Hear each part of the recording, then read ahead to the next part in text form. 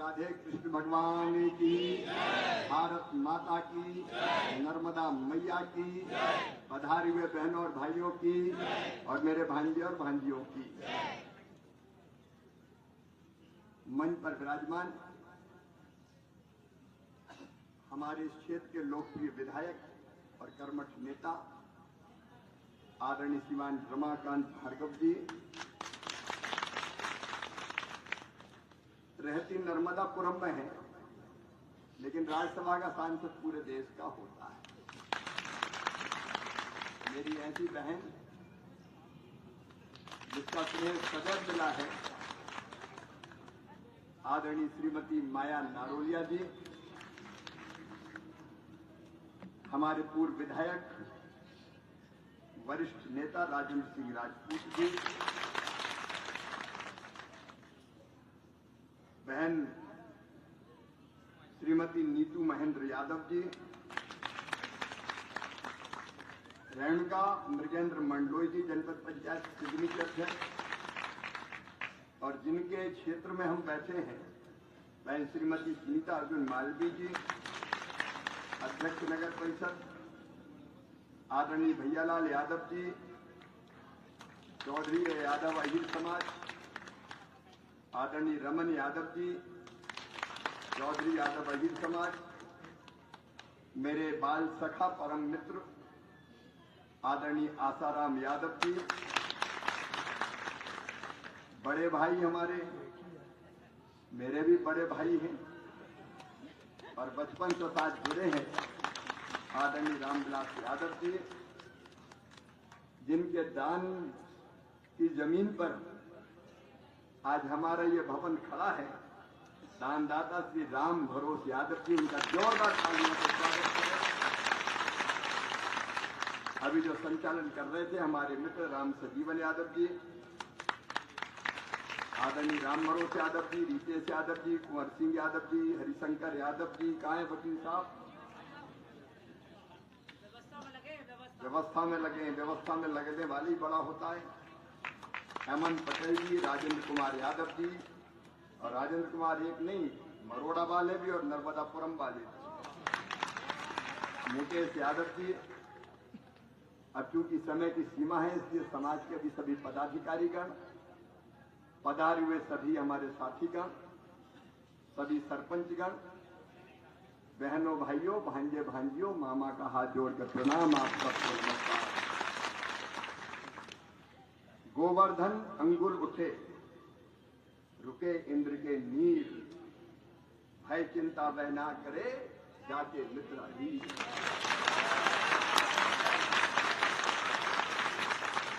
और मेरे मित्र तो बचपन से जाती आसाराम साथ पढ़ते, और आज स्वर्गीय लखनराम यादव जी के चरणों में मैं श्रद्धा के सुमन अर्पित करता हूं। जब रहती आया तो भाभी माँ ने सहारा दिया मुझे, कई रात घर पर रुके भोजन कराती थी,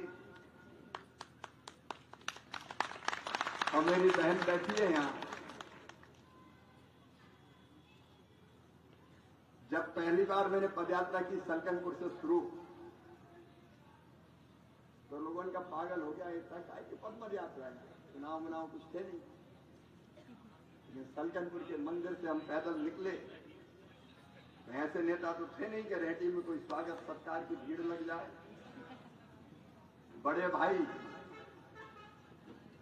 मेरी छोटी बहन को लेके आए, जिसने मेरे तिलक लगाया और आरती उतारी। अब तुम्हारे आशीर्वाद फैलाए। जब पदयात्रा पे आगे मैं गया तो हमारे चाहे रिखीराम हो और चाहे राम सजीवन हो, अच्छा इक्का दुक्का चलते थे,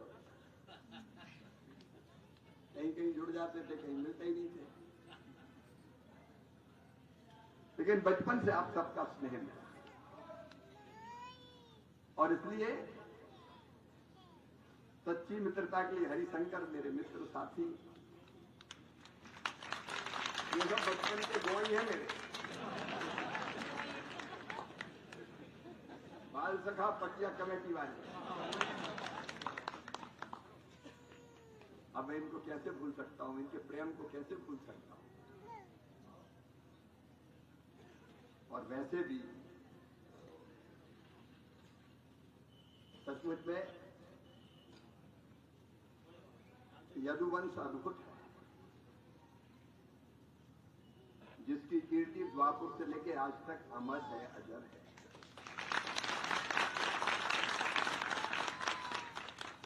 यदुवंश का प्रेम है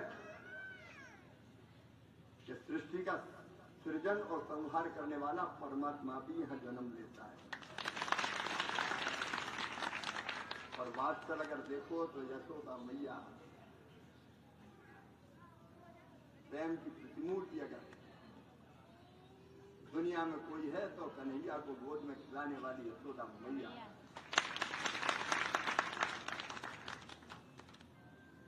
यदुवंश वो दिव्य वंश है जिसकी गोद में निर्गुण निराकार परमेश्वर भी सगुण और साकार के रूप में जन्म लेता है। अन्य वो समाज जिसने भगवान श्री कृष्ण का सानिध्य पाया, जिसने इंद्र को भी चुनौती दे दी और गोवर्धन उंगली को उठा के बता दिया कि किसी का अहंकार हम मानने नहीं वाले।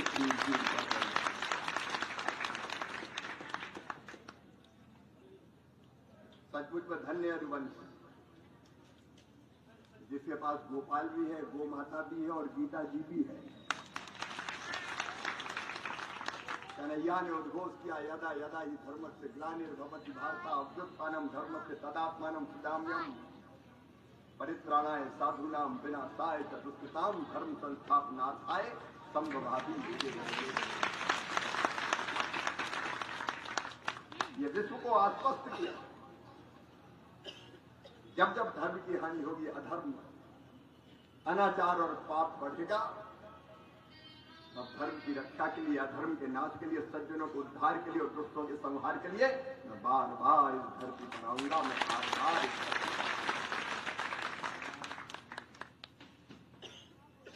अन्न के भंडार भरने हो तो यादव समाज, यदुवंशी समाज, और शस्त्र लेकर सीमाओं की सुरक्षा करनी हो तो भी यदुवंश समाज।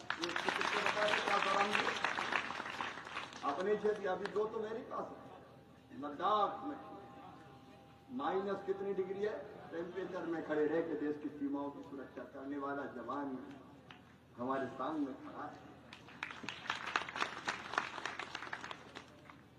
जो कण कण में कृष्ण को और जन जन में जगदीश को देखे, वो यदुवंश। जो अन्याय पर विजय पाने के लिए सर्वस्व न्योछावर कर दे, वो यदुवंश। तो गौ माता की और गांव की सेवा को ही गोविंद की पूजा मान ले, वो यदुवंश। जो खेत की मिट्टी को ही माथे का चंदन मान ले, वो यदुवंश है। जो हाथ में हल लेकर अन्न के भंडार भरे हैं और जरूरत देश को पड़े तो सुदर्शन चक्र भी धारण करे हुए, जिसका परिश्रम और पुरुषार्थ प्रखर है, वो यादव है। जिसका स्वभाव और सद्भाव सरल है, वो यादव है। जो शस्त्र की शक्ति को शास्त्र से और शाश्वत सत्य से जोड़ दे, वो यादव है। और आज आपके बीच में आके मैं बहुत प्रसन्न हूं। और देखो, अपन नेता मेता भी नहीं है और मंत्री भी नहीं,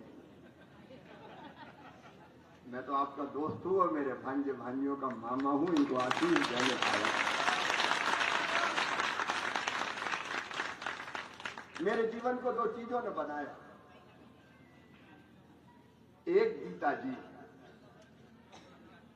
दादाजी का स्वर्गवास हो गया था तो जो कर्मकांड करते हैं उसमें पंडित जी को जो दान करते हैं उसमें गीता जी की प्रतियां भी होती है। तो गीता जी की कुछ प्रतियां बच गई तो मैंने पढ़ने की कोशिश की, तो समझ में आई, कुछ नहीं आई, तो भी गीता जी मैंने पढ़ी। एक बार, दो बार, तीन बार, धीरे धीरे चीज समझ में आने लगी कि शिवराज, ये मानव जीवन ऐसे ही नहीं है। खाने पीने पेट भरने के लिए ये कुछ करने के लिए है। और जब भगवान कृष्ण ने उस पर कहा कि तू चिंता किस बात की करता है, गीता का जो सबसे बड़ा संदेश है वो है कर्म करो, कर्म करो, कर्म करो। जब अर्जुन ने धनुष बाण फेंक दिए,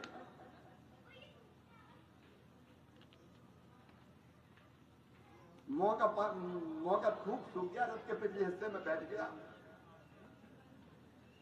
और कहा कि भगवान, भगवान ने कहा कि हो क्या रहा है तुझे युद्ध के मैदान में, जब सेना सामने खड़ी है,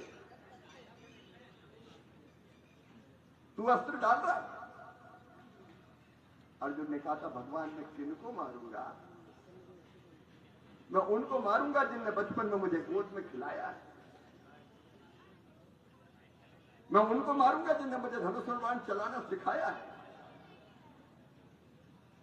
पितामह भीष्म गुरु द्रोण, पितामह भीष्म गुरु द्रोण, मामा शल्य, किसको मारूंगा? अर्जुन ने कह दिया था कि मुझे स्वर्ग का सिंहासन भी नहीं चाहिए, भीख मांग लूंगा, लेकिन अपने सगे संबंधियों को मैं नहीं मार सकता। तब उसने भगवान श्री कृष्ण ने कहा था क्षत्रिय का धर्म है अन्याय के खिलाफ, अधर्म के खिलाफ लड़ना। और तू किसको मारेगा? तू ये समझता है तू किसी को मारेगा और जिंदा करेगा? ये तो पहले से ही मरे हुए हैं, ये अभी हैं, इसके पहले नहीं थे और इसके बाद नहीं होंगे। ये शरीर समाप्त हो जाता है लेकिन आत्मा अजर अमर है, वो कभी खत्म नहीं होती। नैनम छिंदन्ति शस्त्राणि नैनम दहति पावका, ना चेत क्ले जनता को न सोचती मारुता। इसको शस्त्र नहीं काट सकते, इसको आग नहीं जला सकती, इसको पानी गिला नहीं कर सकता, इसको हवा सुखा नहीं सकती। अजर अमर अविनाशी शाश्वत सनातन चिरंतन और सच्चित आनंद यानी सच्चिदानंद, ये है वास्तविक स्वरूप इसका। और ये कहा भगवान ने कि मुझे तो कोई भी कर्म करने की जरूरत नहीं है, मैं भी निरंतर कर्म करता हूं, क्योंकि मैं कर्म नहीं करूंगा तो दुनिया उस रास्ते पर चलेगी और सृष्टि नष्ट हो जाएगी। इसलिए अर्जुन तू कर्म कर। और वही कर्म की प्रेरणा भगवान कृष्ण मेरे अंदर जगा दी। मेरा मन भी हर क्षण कहता मत रुक शिवराज, और चल और चल और कर और कर और कर। मैं चला जा रहा हूं, पहले यहां था अब देश में। और मैं अपने बच्चों को यही कहना चाहता हूं, बेटा बेटियों, मामा कोई फॉर्मल भाषण देने नहीं आया है, स्वागत सत्कार करवाने नहीं आया, तुम्हारे अंदर में प्रेरणा फूंकने आया। तुम 3.5 हाथ के हारनाथ के पुतले नहीं हो, तुम ईश्वर की अंश हो, अनंत शक्तियों के भंडार हो। दुनिया में कोई काम ऐसा नहीं जो तुम ना कर सकते। अब हम तो जैत में ही पैदा हुए, कौन सी दूर गांव में कच्चे घर में, नरागढ़ आए, वहां अस्पताल में कोई पैदा।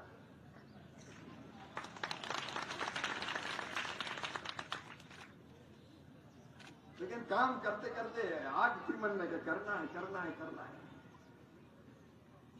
तुम्हें तो हर एक महान जीवन जीने की कोशिश करना, पढ़ाई में भी आगे बढ़ो, खेलों में भी। कीर्ति बताया मुझे शायद, कीर्ति ना आज ही गोल्ड मेडल जीता है मध्य प्रदेश तीर चलाने, तीरंदाजी, पार उठा धनुष और मार उनको जिनने अधर्म और अन्याय किया। ये हर एक कर सकता है। आसाराम जी, मैं इसलिए नहीं आया कि थोड़े से पैसा दे दिए तो ऐसे करके मैं तो आपके प्यार की पुकार को दौड़ा और यही कहने आया हूं कि हम में से हर एक को बेहतर काम करने की कोशिश करनी चाहिए, विशेषकर बच्चों को। कि महान जीवन जिए हैं। जीवन के हर एक क्षेत्र में कैसे बेहतर से बेहतर और बड़ा कर सकते हैं उसको सोचे। आज तुम्हारा मामा तुम्हें आशीर्वाद देने आया है। अपने कर्मों से तुम्हारी कीर्ति और यश पूरी दुनिया में कैसे फैले। माता पिता का नाम रोशन करना, गांव का, प्रदेश का, देश का,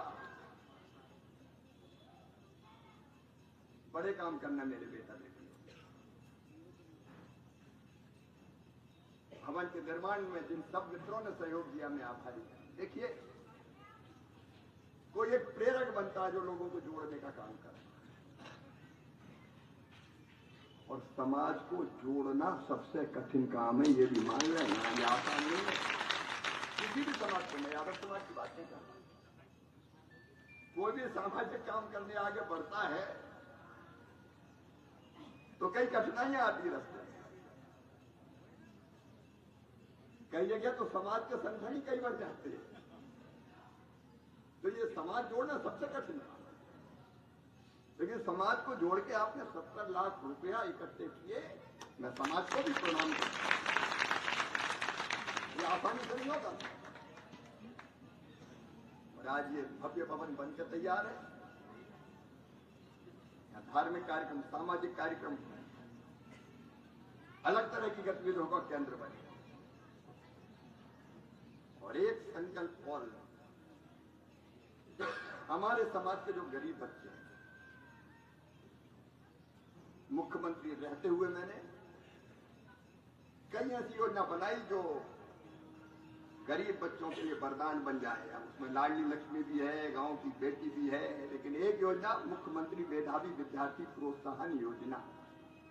मैंने देखा कि कई बेटा बेटी टैलेंट है, बुद्धि है, क्षमता है, लेकिन माता पिता के पास पैसा नहीं होता।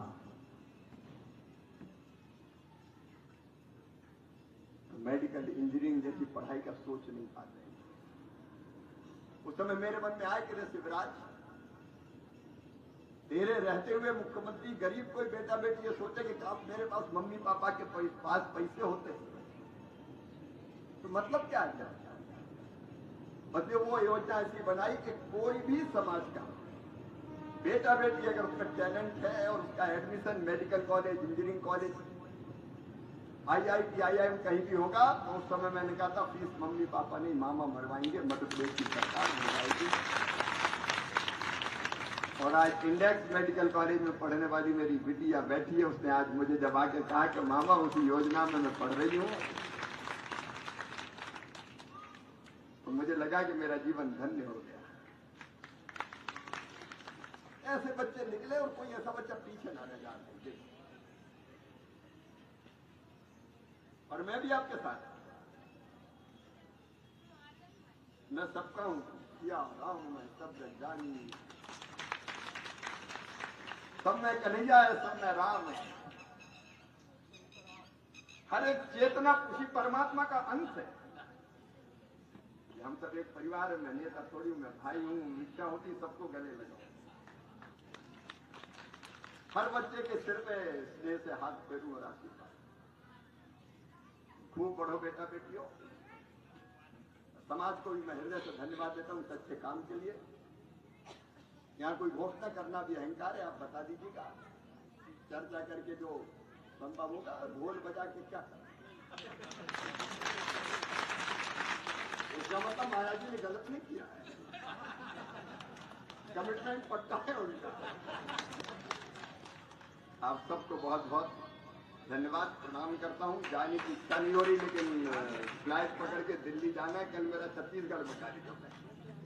हाँ, ये बच्चों को लेके जाऊंगा, उनको निराश नहीं करूंगा, लेकिन थोड़े जल्दी जल्दी और व्यवस्थित आएंगे। बढ़िया फोटो खींचना चाहिए। बहुत बहुत धन्यवाद।